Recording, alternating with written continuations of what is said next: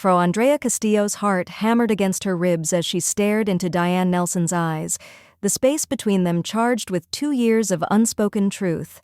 The afternoon light filtering through her bedroom curtains cast golden shadows across Diane's face, highlighting the vulnerability that had replaced her usual confident composure.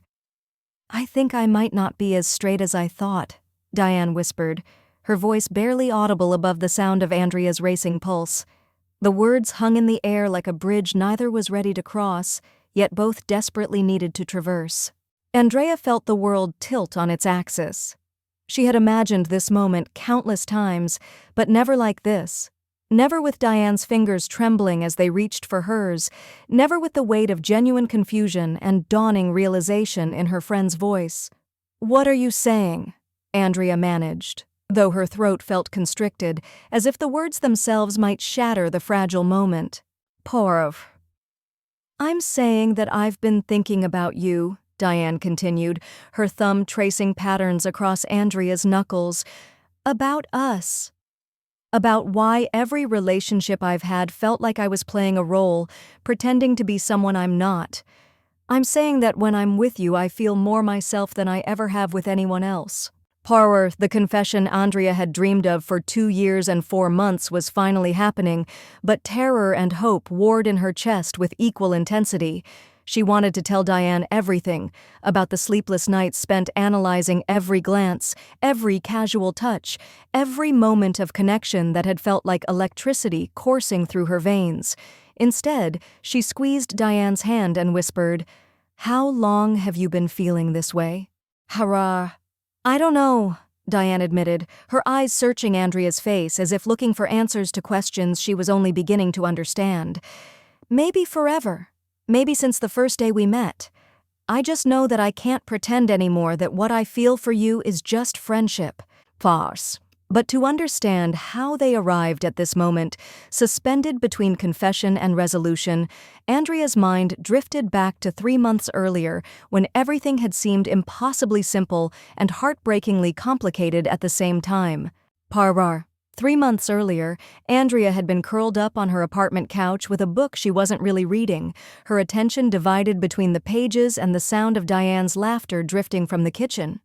Diane was on the phone with her boyfriend Richard Gray, and even from across the room, Andrea could hear the forced quality in her friend's voice, the way she seemed to be performing happiness rather than feeling it. Andrea had become an expert at reading the subtle signs of Diane's dissatisfaction, the way her shoulders tensed when Richard's name appeared on her phone screen, the slight pause before she said, "I love you too," at the end of their conversations, the distant look that crossed her face when she talked about their future together, as if she were describing someone else's life. "Bam. He wants to move in together," Diane announced as she ended the call, padding into the living room with 2 cups of coffee. She handed one to Andrea and settled onto the opposite end of the couch, tucking her legs beneath her. "Says it's the logical next step after dating for 8 months. Andrea's stomach clenched, but she kept her voice carefully neutral. "How do you feel about that?" "I should be excited, right?" Diane stared into her coffee cup as if it might contain answers to questions she couldn't quite articulate. "He's a good guy. Stable, successful, treats me well. My parents love him. It makes sense on paper." "But," Andrea prompted gently, setting aside her book to give Diane her full attention. "Markrao." "But I feel like I'm suffocating," Diane confessed, the words tumbling out in a rush. "When he talks about our future, about marriage and kids and the house in the suburbs, I feel like I'm watching a movie about someone else's life. It all sounds so empty." Parafar Andrea's heart ached for her friend, even as a selfish part of her rejoiced at the crack in Diane's seemingly perfect relationship. She had spent countless nights lying awake, imagining what it would be like to be the person Diane came home to, the one who made her laugh until her sides hurt, the one who knew exactly how she liked her coffee and what movie would cheer her up after a bad day. "What do you want?" Andrea asked, the question carrying more weight than either of them acknowledged. "I want to feel alive," Diane said simply. "I want to be with someone who makes me feel like I'm exactly where I'm supposed to be, not like I'm settling for what makes sense." Their eyes met across the couch, and for a moment, Andrea felt the familiar electricity that always seemed to spark between them. But then Diane looked away, and the moment passed, leaving Andrea to wonder if she had imagined the connection entirely. That had been the first crack in the facade, the beginning of the slow unraveling that would lead them to this afternoon's confession.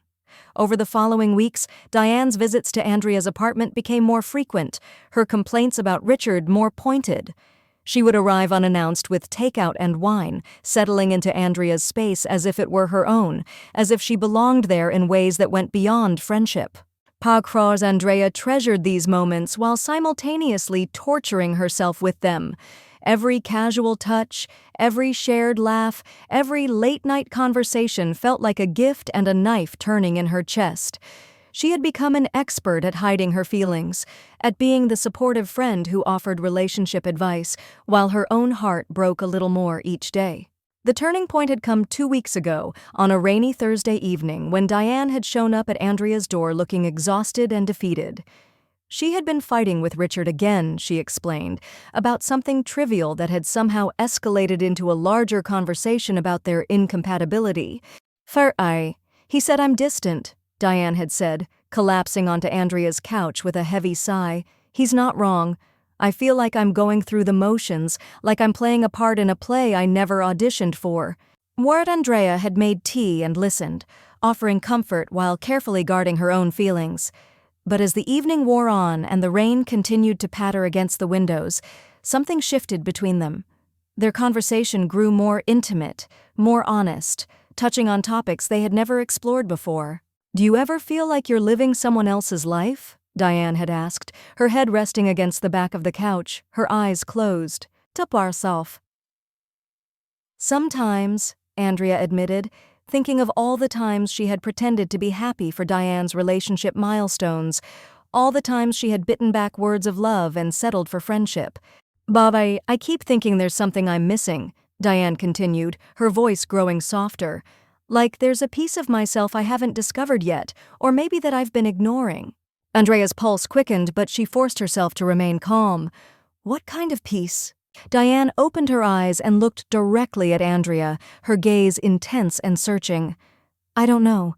Something about connection, maybe, about what it really means to love someone and be loved in return." The air between them had grown thick with unspoken possibilities, and Andrea found herself leaning forward slightly, drawn by an invisible force she couldn't name.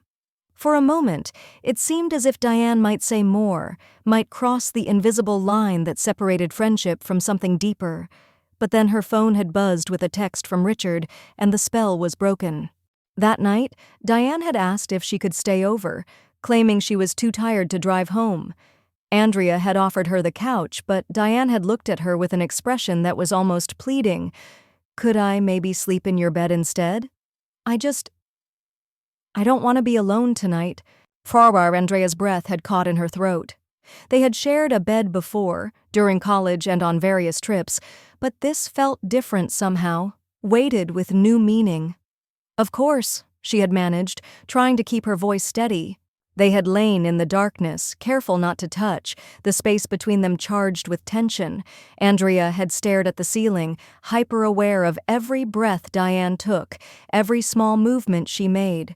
Just when she thought Diane had fallen asleep, her friend's voice had cut through the silence. "Andrea, can you stay just in case I wake up?"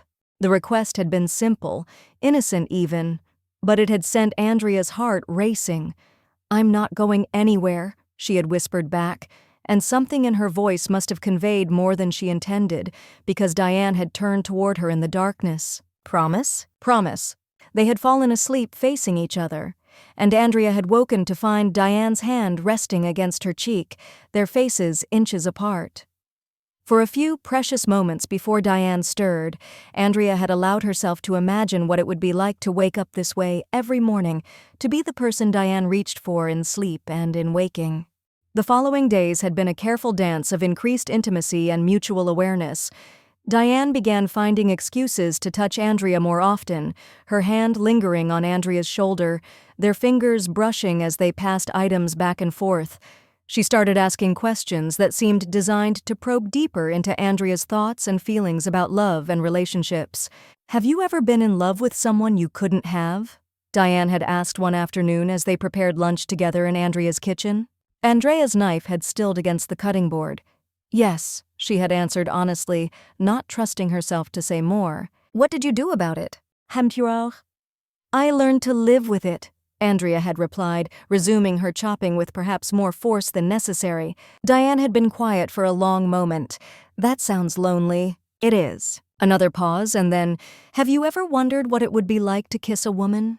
The question had hung in the air between them like a challenge and an invitation. Andrea had forced herself to meet Diane's gaze, seeing curiosity and something deeper flickering in her friend's eyes. Have you, Bargoffer? Lately, yes, Diane had admitted, her cheeks flushing pink. There's this woman I know, and I keep thinking about what it would be like to... She had trailed off, but Andrea's heart had begun hammering against her ribs. What woman? Diane had looked away then, suddenly fascinated by the vegetables she was chopping.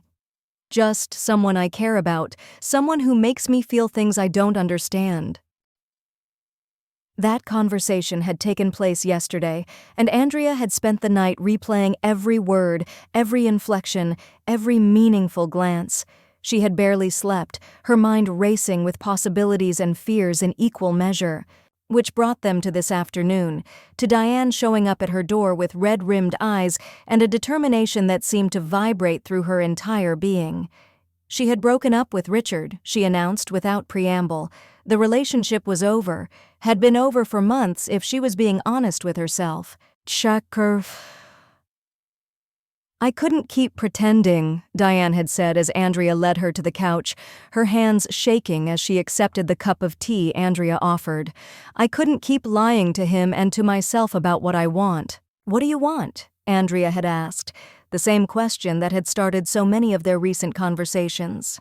Comestero, I want to stop being afraid, Diane had replied, setting down her tea and turning to face Andrea fully. I want to stop pretending that what I feel for you is just friendship.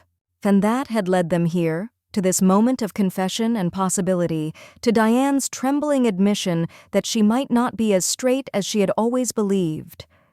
Andrea's mind reeled as she processed the words she had dreamed of hearing, the validation of feelings she had carried in secret for so long. I've been in love with you for 2 years and 4 months, Andrea whispered, the truth finally spilling from her lips like water from a broken dam. Since the day you helped me move into this apartment and stayed to help me unpack even though you had a date that night, Diane's eyes widened, her hand tightening around Andrea's. 2 years? 2 years and 4 months, Andrea confirmed, her voice growing stronger with each word. I've listened to you talk about Richard and every other guy you've dated, and I've given you advice about relationships while dying inside because I wanted to be the one you came home to. I wanted to be the one you chose. Oh, Andrea, Diane breathed, her free hand coming up to cup Andrea's cheek. I'm so sorry. I'm sorry I was too blind to see what was right in front of me. So, you see it now, Andrea said, leaning into the touch that sent electricity racing through her veins. I see it now, Diane agreed, her thumb brushing across Andrea's cheekbone. And I'm terrified and exhilarated and confused, but I know that when I'm with you, everything feels right in a way it never has before. They sat in silence for a moment, the weight of their confessions settling between them like a bridge they were finally ready to cross. Andrea could feel the shift in the air around them, the way the space between them seemed to pulse with new possibility. Can I kiss you?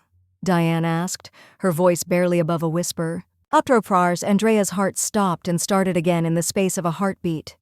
Yes, she breathed, and then Diane was leaning forward, closing the distance between them with careful, deliberate intention. The first brush of Diane's lips against hers was tentative, questioning, as if she were still seeking permission even as she took it. But when Andrea responded, her hand coming up to tangle in Diane's hair, the kiss deepened, became more certain, more urgent. Years of suppressed longing poured into that connection, two souls finally finding their way to each other across the vast expanse of unspoken desire. Sapuar. When they finally broke apart, both breathing heavily, Diane rested her forehead against Andrea's, her eyes fluttering open to meet Andrea's gaze. Wow, she whispered, her voice full of wonder. Yeah, Andrea agreed, her own voice shaky with emotion. Wow, that felt. Diane paused, searching for words. That felt like coming home. Andrea's eyes filled with tears she didn't try to hide. It felt like everything I've been waiting for. They held each other in the golden afternoon light, processing the magnitude of what had just shifted between them. The fear was still there, Andrea realized, but it was overshadowed now by relief and hope and the profound rightness of finally being honest about their feelings. I'm scared, Diane admitted after a long moment. This changes everything. Purse up. I'm scared too, Andrea replied, her fingers tracing gentle patterns along Diane's arm. But I'm more scared of going back to pretending this doesn't exist between us. Parker. I don't think I could pretend anymore, even if I wanted to, Diane said with a soft laugh. Now that I know what it feels like to kiss you, to be honest about how I feel, I can't imagine going back to the way things were. They talked through the afternoon and into the evening, addressing fears and hopes and the practical realities of what their new relationship would mean. Diane worried about coming out to her family, about what people would think about her leaving Richard for a woman. Andrea reassured her that they could take things at whatever pace felt comfortable, that there was no rush to define or announce anything before Diane was ready. Power away. I keep thinking about all the signs I missed, Diane said as they curled up together on the couch, her head resting on Andrea's shoulder. All the times I compared other relationships to what I had with you and couldn't understand why nothing else measured up. Ma'am. You weren't ready to see them, Andrea replied, pressing a soft kiss to the top of Diane's head. Sometimes we have to be ready to accept a truth before we can recognize it. When did you know? Diane asked. About me, I mean. When did you know I might feel the same way? Andrea considered the question carefully. I think part of me always hoped, but I tried not to let myself believe it. The night you asked to sleep in my bed, though, something shifted. The way you looked at me, the way you asked me to stay. It felt different. It was different, Diane confirmed. I didn't understand why at the time, but I felt safer with you than I had in months. More myself. As the sun set outside Andrea's apartment, casting long shadows across the room where they had finally found their way to each other, they made plans for the immediate future. Diane would stay the night, not on the couch or as a friend seeking comfort, but as Andrea's girlfriend, a word that still felt new and thrilling on both their tongues. They would figure out the rest as they went along, they decided, the coming out process, the reactions of friends and family, the practical logistics of building a relationship that had grown from the foundation of their friendship. None of it seemed insurmountable now that they were facing it together. Around 3 weeks later, Andrea woke to the smell of coffee brewing and the sound of Diane humming in the kitchen. She stretched languidly in bed, marveling at how natural this new routine had become. Diane had officially moved in the week before, her belongings mixing with Andrea's in a way that felt like the most natural thing in the world. Paragraph. Good morning, beautiful, Diane said, as Andrea padded into the kitchen, still wearing one of Diane's oversized t-shirts. She handed Andrea a cup of coffee, prepared exactly the way she liked it, then leaned in for a soft, lingering kiss that still sent butterflies dancing through Andrea's stomach. So, good morning, Andrea murmured against Diane's lips, marveling at the simple domestic bliss of the moment. Sleep well? Better than I have in years, Diane replied, her arms wrapping around Andrea's waist. I love waking up next to you. Parafer. They had fallen into this rhythm so easily, Andrea reflected as they prepared breakfast together, moving around each other in the small kitchen with practiced ease. It was as if they had been designed to fit together this way, their friendship providing the foundation for a romantic relationship that felt both thrilling and comfortingly familiar. The conversation with Diane's parents had gone better than expected, though there had been some initial shock and concern. Richard had been hurt, but ultimately understanding, admitting that he had sensed Diane's distance for months. Andrea's own family had been supportive, her mother commenting that she had never seen Andrea look as happy as she did now. Pa, I have something to tell you, Diane said as they settled at the kitchen table with their breakfast, her tone playful but tinged with nervousness. Andrea looked up from her eggs, raising an eyebrow.